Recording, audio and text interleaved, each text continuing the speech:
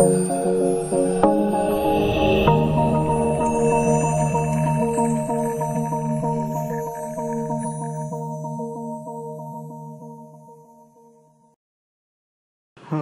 ketemu lagi bersama saya di mata kuliah keamanan jaringan. Pada pertemuan ke-12 ini, materi yang akan kita bahas adalah mengenai hacking wireless network. Nah, mengapa hal ini penting? Karena saat ini banyak perangkat yang sudah mendukung konektivitas melalui WiFi. Selain lebih praktis, kemudian instalasinya juga mudah, kemudian simple. Nah, yang menjadi permasalahan di wireless network ini adalah tipe koneksi, karena dia berbentuk sinyal radio sehingga siapapun bisa menerima selagi dia masih di dalam satu area jangkauan. Wireless network itu sendiri dikenal dengan nama Wi-Fi. Ada yang menyebut Wi-Fi, Wi-Fi, tapi kalau menurut Cambridge sebutan yang benar itu adalah Wi-Fi. Itu singkatan dari Wireless Fidelity. Lalu apa itu Wi-Fi?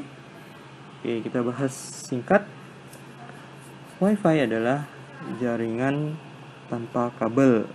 Ya, dia menggunakan frekuensi gelombang radio dengan batasan tertentu. Jadi ada limit atau batasan untuk jarak jangkauannya.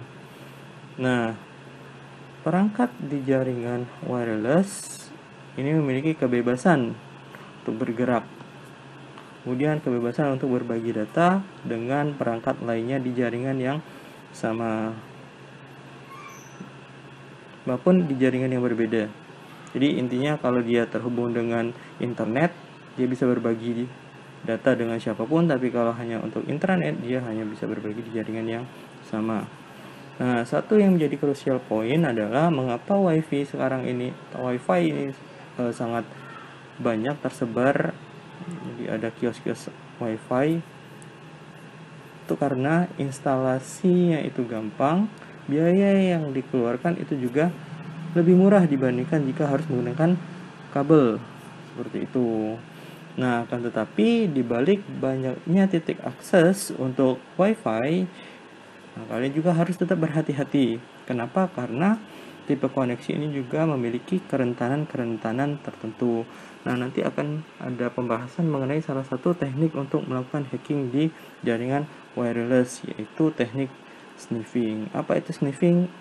Oke, ikuti materinya sampai selesai.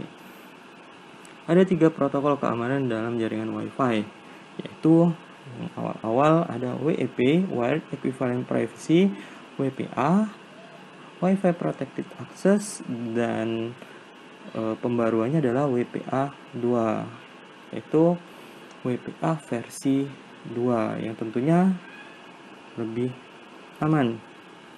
Biasanya kalian untuk bisa terkoneksi ke sebuah jaringan wireless itu diharuskan menggunakan autentikasi. Nah, untuk mengamankan kunci yang kalian masukkan, protokol inilah yang menanganinya. Nah, 3 aspek keamanan yang diharapkan dari implementasi protokol keamanan. Yang pertama adalah autentisitas, kemudian yang kedua adalah integritas, dan yang ketiga adalah confidentiality. Apa yang dimaksud autentisitas? Jadi autentisitas ini maksudnya adalah hanya pengguna yang memiliki kunci yang bisa masuk ke dalam sebuah jaringan. Kemudian yang kedua, data yang dikirimkan oleh satu user ke user tujuan itu pastinya tidak boleh berubah, jadi tetap sama. Kemudian yang ketiga, ketika data itu ditransmisikan, hanya pengguna tujuan yang mendapatkan informasi tersebut. Jadi tidak boleh ada pihak lain yang tidak berhak. Nah, karena Wi-Fi ini freedom, maksudnya freedom ini apa? Ya bebas. Kita lihat ikonnya aja, sinyal yang bisa tersebar, sehingga perangkat lain itu bisa juga menangkap sinyal tersebut. Sehingga WiFi ini diasosiasikan dengan kebebasan. Nah, karena dia bebas, oke, sebelum kita bahas masalah keamanannya, untuk WiFi sendiri, untuk spesifikasinya sendiri itu menggunakan 802.11 yang terbagi dari B, A, G, N, ini yang versi lama, dan ada yang terbaru yaitu WiFi 6 yang tentunya kecepatannya itu cepat, bisa sampai 1 gigabit per second ya. Itu. Nah, kelebihan dari WiFi ini apa? Pertama, tentunya mudah diakses.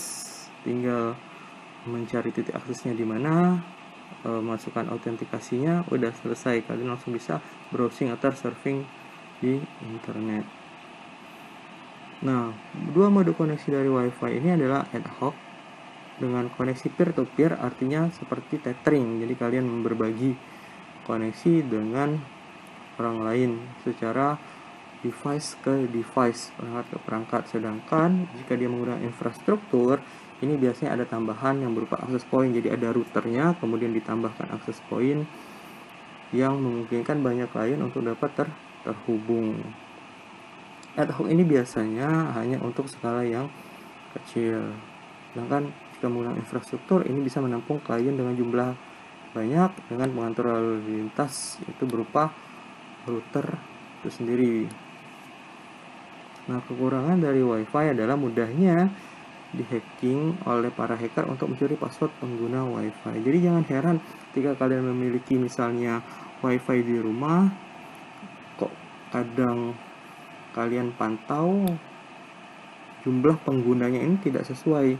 Ternyata tetangga di lingkungan kalian itu juga tetap bisa masuk ke situ, padahal sudah di password, tetapi dia selalu tahu passwordnya. Ya, ini salah satu kerentanan dari koneksi berbasis sinyal atau WiFi.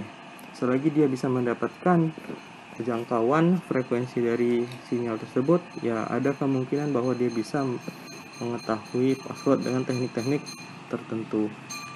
Oke, salah satu bentuk teknik adalah untuk melakukan hacking di jaringan wireless adalah sniffing. Yang mengendus. Apa itu sniffing? Kalau kita lihat di gambar ini, oke, ada internet, ada switch, kemudian ada pengguna. Nah, biasanya sniffer ini bisa secara terus-menerus memonitor semua traffic dari komputer melalui jaringan, melalui kartu jaringan yang sudah di recording, sehingga informasi yang sudah enkapsulasi ini bisa diketahui isinya. Nah, untuk bisa melakukan sniffing ini, dia harus berada pada mode promiscuous.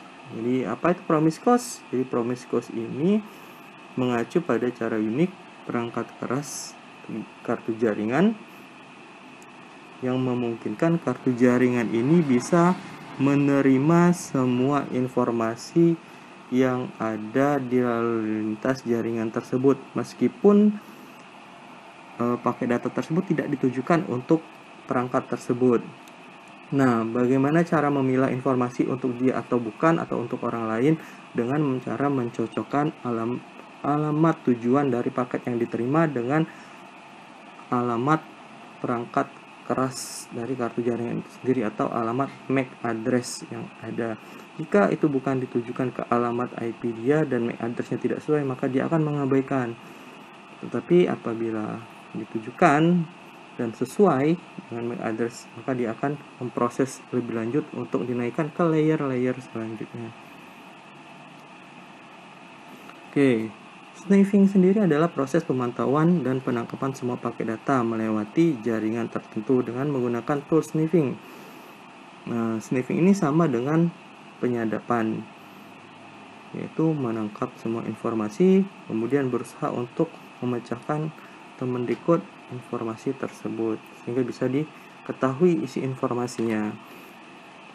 Lalu, bagaimana cara melakukan sniffing? Yang pertama adalah cek tipe jaringan. Untuk saat ini semuanya sudah menggunakan switch, sehingga kemungkinan lebih sulit, tetapi bukan tidak bisa. zaman dulu waktu kita masih menggunakan hub di mana tingkat keamanannya itu sangat-sangat rendah, sistemnya broadcast, terus semua lalu lintas data ketika kalian menjalankan aplikasi yang melakukan untuk sniffing seperti Wireshark atau Can Enable itu sangat-sangat lebih gampang, jadi dipermudah gitu. Nah, yang kedua, download program yang dibutuhkan. Ya, kita akan menggunakan Wireshark atau Can Enable. Nanti kalian bisa mempraktekkan di rumah. Nah, ini icon dari Wireshark. Fungsi dari Wireshark ini adalah untuk melakukan analisa di jaringan. Biasanya digunakan untuk administrator untuk melihat koneksi dari satu poin ke poin lainnya, untuk menganalisa kinerja jaringan yang dikelolanya, kemudian lalu mengontrol lintas data di jaringan yang dikelola. Dia menggunakan GUI atau desktop, jadi lebih mudah. Nah, untuk menggunakan Wireshark, kalian tinggal memilih capture. Capture ini fungsinya untuk menangkap. Nah, apa yang ditangkap itu lalu lintas yang seperti saya bilang tadi. Kalau kita menggunakan promiscuous mode, maka kartu jaringan kalian juga akan menerima traffic lalu lintas di jaringan tersebut, sehingga yang kalian capture adalah kartu jaringan yang kalian gunakan untuk terhubung ke access point atau ke internet tadi. Misalnya kartu jaringannya ada dua, satunya kartu untuk kabel, satunya untuk wireless, maka pakai atau pilih yang untuk wireless jika dia terhubung dengan wifi. Nah, kemudian setelah itu, ketika kalian sudah memilih menu interface yang sesuai, maka kalian tinggal melakukan capture dengan cara mengklik tombol start.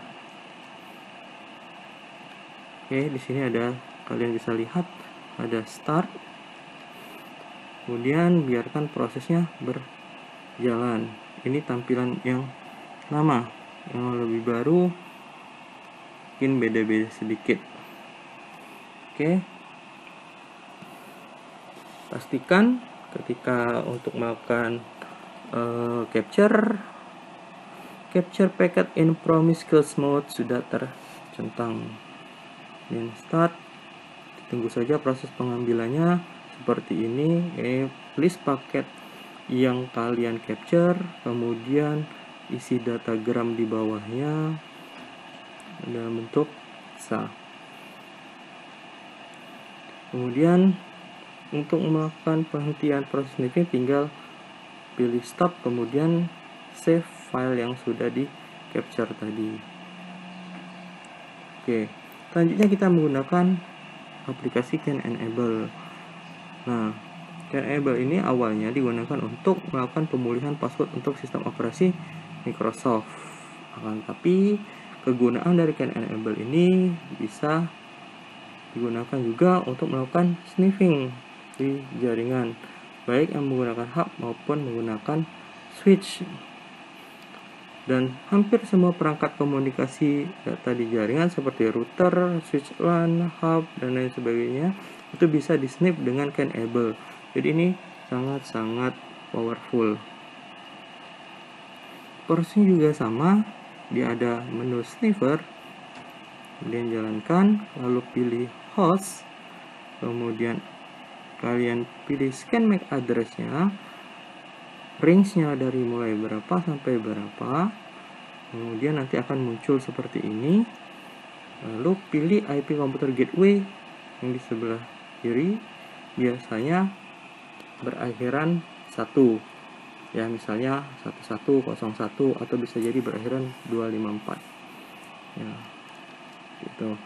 Kemudian apabila sudah selesai, kalian bisa tinggal pilih stop APR yang berwarna kuning, kemudian tunggu proses scanningnya selesai.